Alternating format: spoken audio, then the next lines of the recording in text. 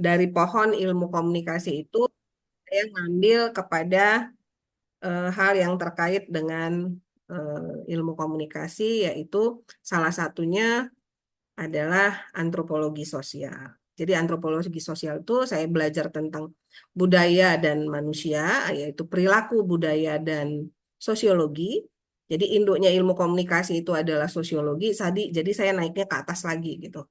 Saya memilih antropologi sosial. Nah, itu S2 saya, makanya ada gelar MSI. Oh, gelar S1 saya dokteranda, ya.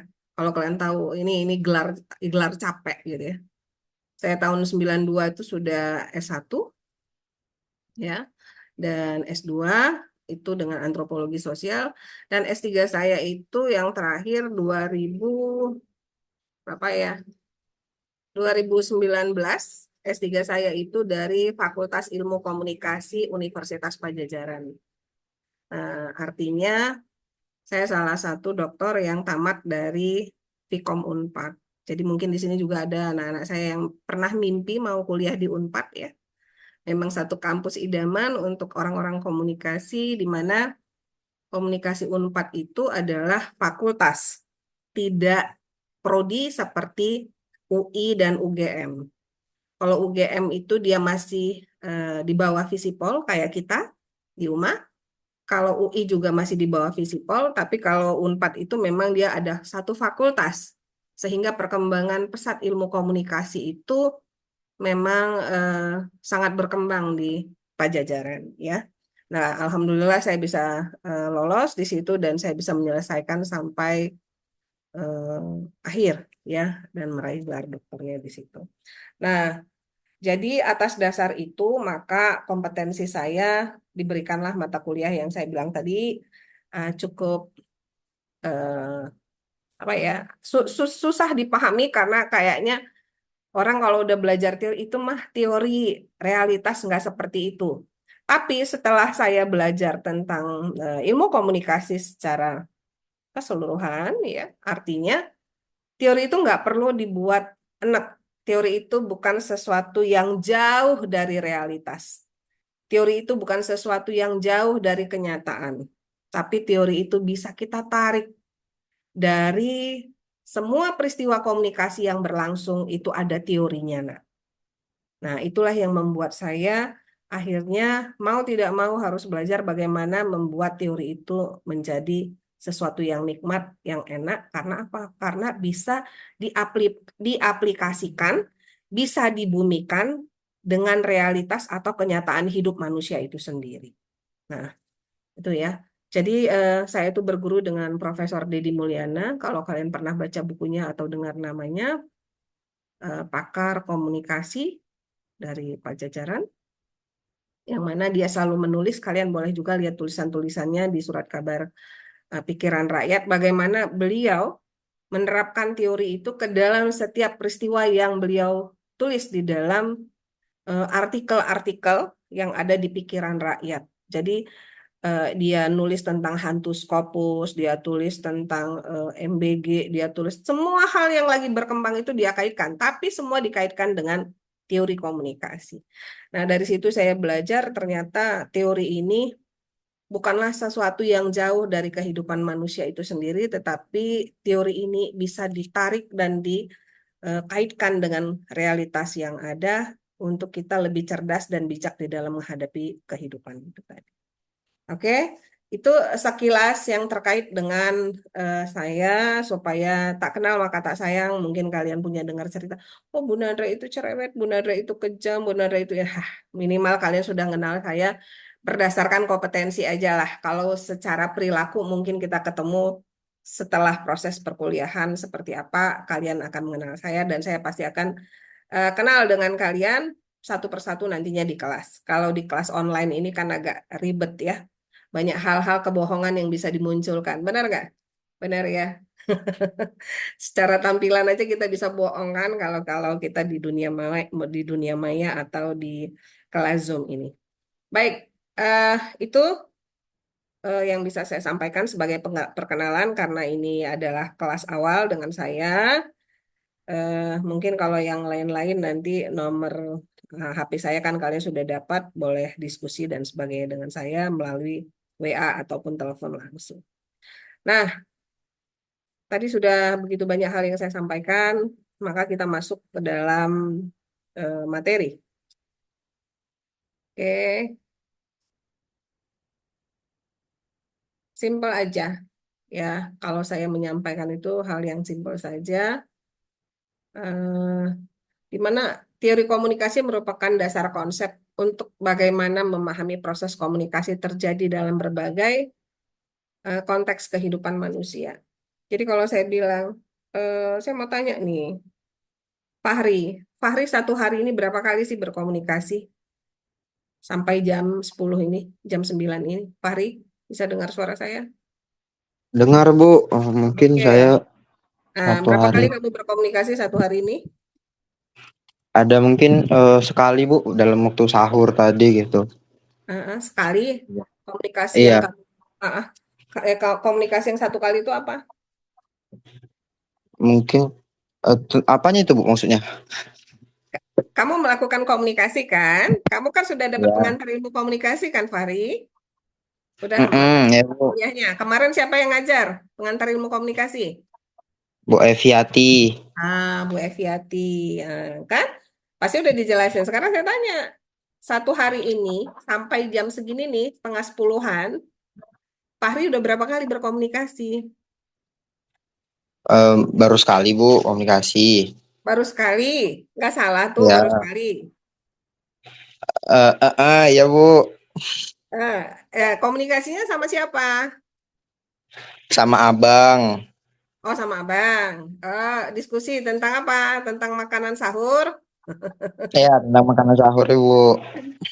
Nah, tuh, Fahri bilang baru satu kali, tapi ibu bilang enggak. Fahri tadi sholat, Tadi sholat ya Bu. sholat. Ada berdoa ya sama Allah. Ada Bu, bentar, Bu. Terus ada ketemu mama nggak tadi pagi nih? Nggak ada, Belum Mama ada, nggak ada Bu. nggak ada. Tapi ada mimpi nggak tadi? Nggak Malam ada Bu, nggak nggak ada ada Bu. mimpi. Oke, ngorok ada nggak ngorok? Nggak tahu juga bu, nggak direkam. Nggak tahu saya Bu. Oke, itu Fahri Muhammad katanya baru satu kali. Sekarang Bu Nanda mau tanya nih, kalau Regina udah berapa kali komunikasi sampai jam segini? Lumayan banyak Ibu. Lumayan banyak, apa aja? Berkomunikasi tentang ke orang tua Ibu. Kan Regina di kos gitu, nanya kabar sama abang, mama, sama keluarga Ibu. Terus pagi ini juga berkomunikasi sama teman satu kos gitu Ibu. Oke, nah jadi ini saya udah ambil sampel dua ya, ada Regina, ada Bang Fahri. Konteksnya kita bicara terkait dengan komunikasi. Waktu di semester satu ada nggak diajari tentang ruang lingkup ilmu komunikasi? Ada nggak? Ada, ada Ibu. Ada ya. Apa aja itu ruang lingkup komunikasi? Coba. Apa Hmm, aja? Apa aja ruang lingkup komunikasi itu? Supaya kalian tahu nih, jawaban ada dua. Regina tadi jawabannya banyak, Bu. Udah ngobrol sama ini, sama ini. Nah, Fahri cuma bilang, dalam kondisi sekarang, Bu, baru satu kali komunikasi gitu.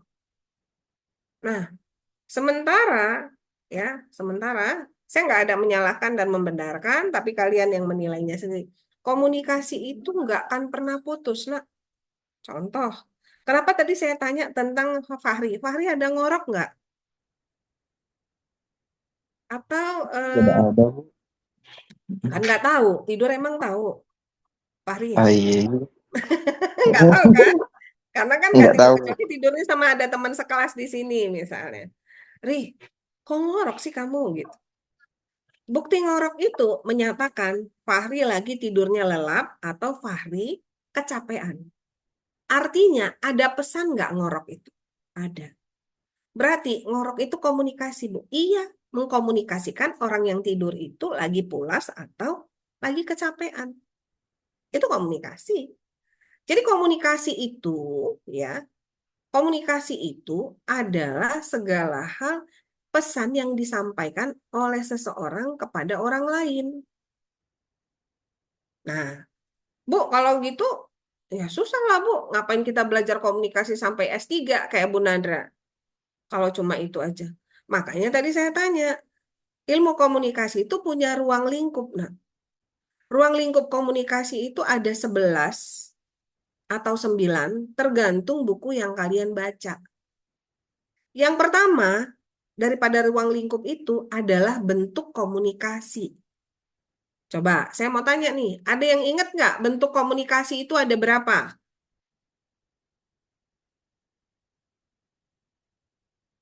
Ada yang ingat nggak? Bentuk komunikasi. Apa aja? Ada yang ingat bentuk komunikasi?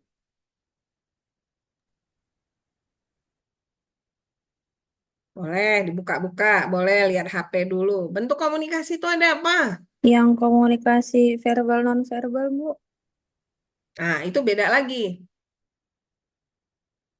Ya, itu masuk juga ke ruang lingkup, tapi namanya bukan bentuk. Apa bentuk komunikasi? Coba. Supaya kita menjawab eh, pertanyaan saya dengan Regina dan Fahri tadi. Coba. Ada nggak bentuk komunikasi? Lupa. Itu termasuk ke bagian-bagian pentingnya ya kah, Ibu? Iya, penting dong. Kalau kita cerita ruang lingkup pasti penting. Makanya saya Eh, tanya, bentuk komunikasi itu ada apa aja? Komunikasi intrapersonal sama komunikasi interpersonal masuk ya, Ibu? Ya, terus apa lagi? Eh, yang Masuk. saya yang saya ingat komunikasi kelompok, komunikasi publik gitu, sama komunikasi massa gitu. Oke, baik. Ada yang benar, ada yang nggak pas gitu. Jadi makanya kalau yang, ini mungkin saya ingatkan ya, yang masuk ke dalam bentuk komunikasi, untuk semua nih, diingat ya, yang masuk ke dalam bentuk komunikasi itu, yang pertama adalah intrapersonal. Boleh dicatat. Intrapersonal. Itu apa intrapersonal? Ada yang tahu? Saya Bu, Ya, silakan, Vicky. contohnya itu kayak self writing sama self talk Bu. Ya, apa itu? Kayak berbicara dengan diri sendiri Bu, kayak memotivasi diri sendiri gitu ya. Oke, jadi artinya secara gamblang komunikasi intra, makasih ya Vicky ya. Ya, Bu. Komunikasi intrapersonal itu adalah kita melakukan komunikasi dengan diri sendiri. Contohnya apa? Introspeksi diri, ya.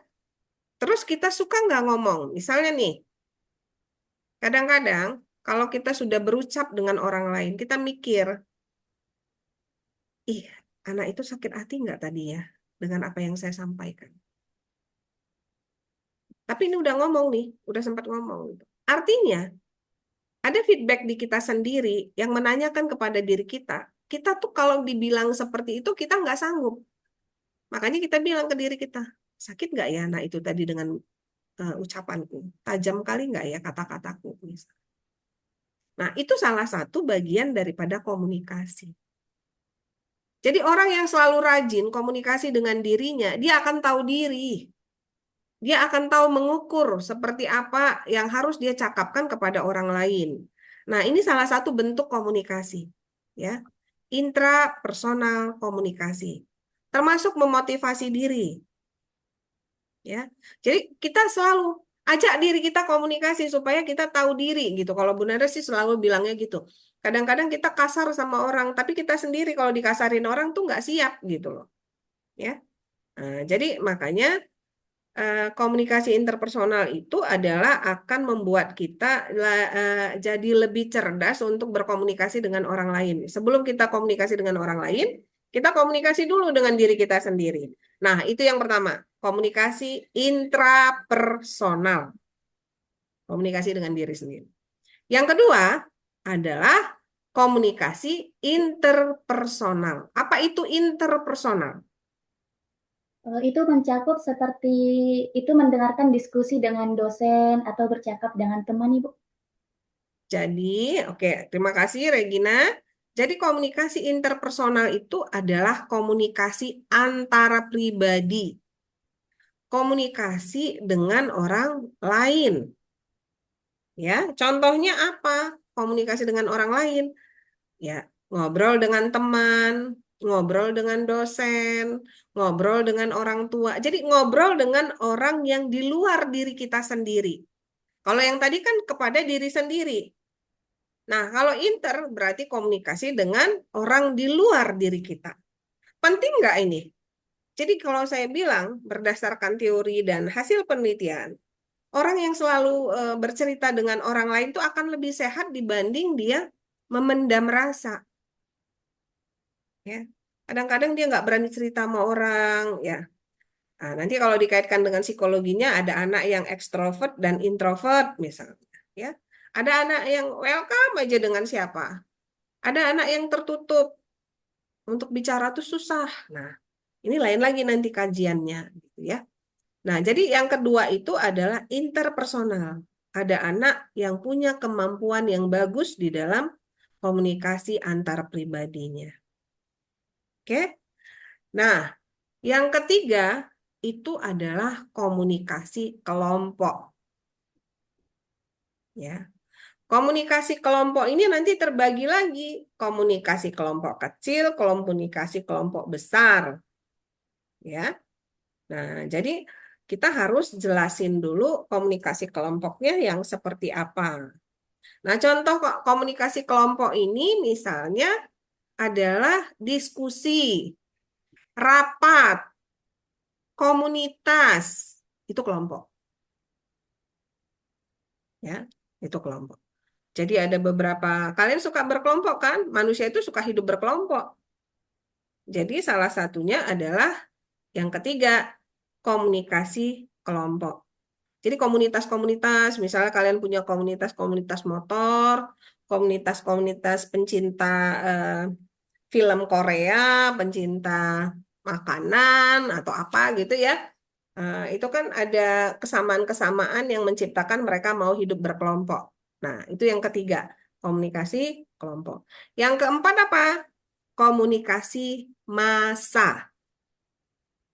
Ya, bentuk itu yang pertama itu tadi intrapersonal, interpersonal, kelompok, dan yang terakhir adalah komunikasi massa.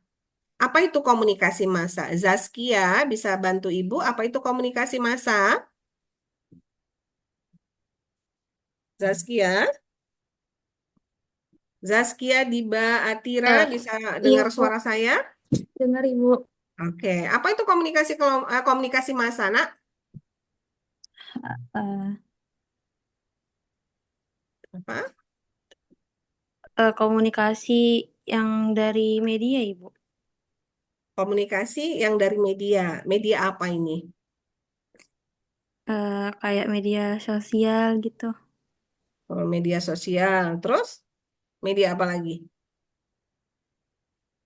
Eh,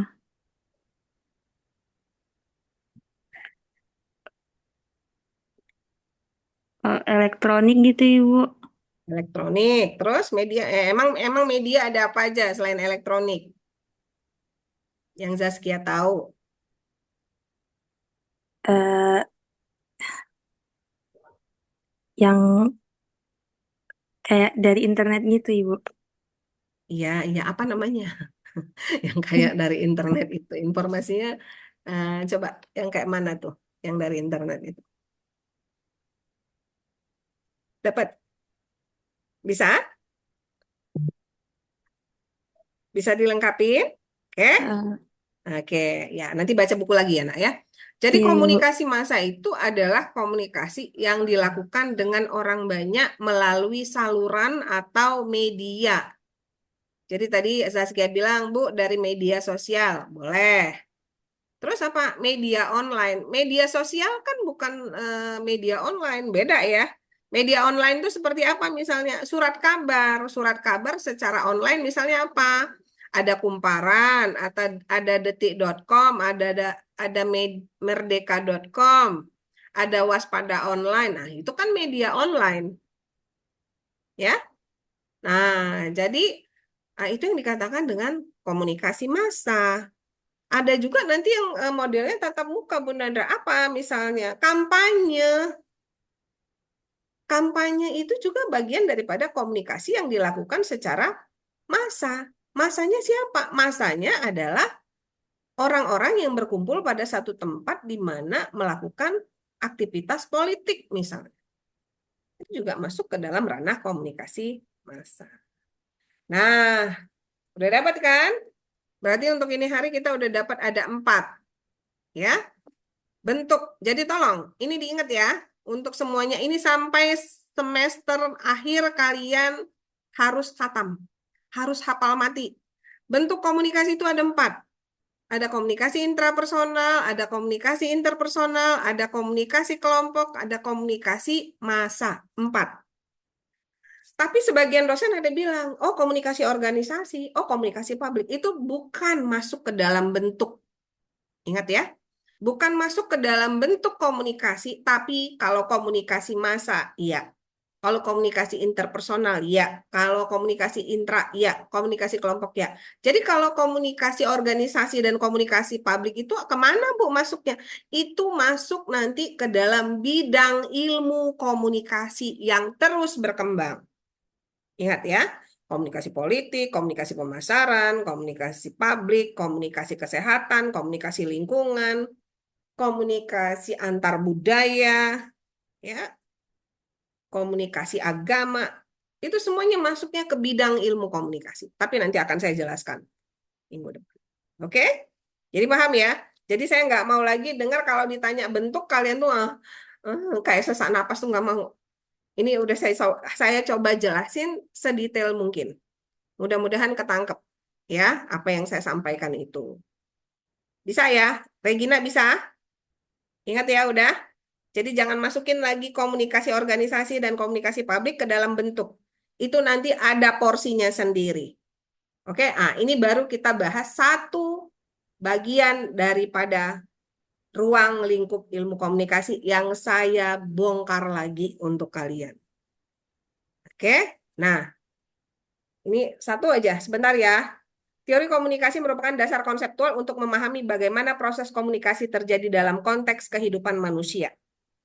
Artinya, kenapa pertanyaan saya tadi nanyakan satu hari ini sudah berapa kali komunikasi? Hampir kegiatan manusia dalam hidupnya ya itu 75% adalah komunikasi. Catat ya. 75% kehidupan manusia itu di dalam sehari-harinya adalah komunikasi. Oke? Percaya atau enggak, nanti akan saya jawab minggu depan. Ini jadi catatan untuk kalian. Ada yang mau bantah pernyataan saya? Ada? Oh enggak lah, Bu. Masa 75% kami komunikasi? Saya bisa buktiin. Tapi minggu depan, enggak sekarang. Mungkin di kelas kita akan ketemu setelah hari ini gitu ya. Saya nggak tahu nih, kayaknya sih tanggal 17 masih masuk. 17 hari apa? Kita kena nggak tuh 17? Ini tanggal berapa? 9 kan? Nah, saya nggak tahu apakah kita masih masuk kelas daring minggu depan atau kita udah libur. Nanti akan ada info dari fakultas ataupun prodi. Ya. Jadi paham ya, bahwasanya aktivitas komunikasi yang dilakukan manusia itu hampir 70 sampai 75% itu adalah komunikasi. Nanti akan kita buktikan. Tapi kalau kalian ada yang membantah, silakan. Ada yang mau bantah? Ya, kita simpan dulu ya jawaban dari Fahri dan Regina untuk minggu depan. Baik, karena ini sudah jam 10. Luis tadi sudah difoto, nak? Sudah, Bu. Udah dikirim ke grup? Belum, Bu. Coba dikirim sekarang. Biar Bu Nandra ini kan. Materinya saya pikir cukup ini hari itu. Untuk bisa kalian ingat aja yang 4 tadi itu saya udah senang ya. Yang lain-lain nanti kita diskusikan. Maaf, Bu. Ya. Di foto yang saya ambil masih banyak yang belum buka kamera, Bu. Nggak apa-apa, Bu. Silakan semuanya buka kamera, kita foto aja. Nggak apa-apa. Kalau takut ini nanti diblurkan belakangnya. Silakan nak, buka kamera dulu biar difoto sama siapa nih? Sama Luis. Yuk, yuk. Luis juga belum buka tuh. Esther, Angelina, yuk. Alia, Salsabila, Trinata, Aditya. Ya, untuk absensi. Mau jidatnya aja yang nampak juga nggak apa-apa. Alia, oke. Siapa nih? Esther, Azhara, Billy, Ladia ya. Oke. Ada berapa total mahasiswa kelas Rek B? Luis, Yang kelas kami pagi, Bu, 33 orang, Bu. 33 orang. Ini kayaknya belum masuk semua ya. Oke. Udah bisa difoto, silahkan sebagai pertanggungjawaban. Billy, dihidupin dulu, jangan hidup mati. Hmm. Syam, mukanya mana Syam? Jangan rambutnya yang dinampain. Syam Almando. Ya, udah Luis. Udah, Bu. Oke. Baik, terima kasih untuk semuanya pertemuannya untuk kelas teori komunikasi karena kita masih di bulan Ramadan. Kita hanya masuk 1 jam, tapi nanti kita akan masuk 1,5 jam kalau sudah masuk di kelas biasa. Oke, sampai ketemu. Salam sehat. Sampai jumpa ya. Sampai jumpa, Baik, Bu. ya. Ya, Terima kasih, Bu. Terima kasih, Bu. Ibu, Terima kasih, selamat Bu. beraktivitas Terima kasih, untuk Bu. kalian semua. Terima kasih, Bu. Terima kasih, Bu. Baik, Bu.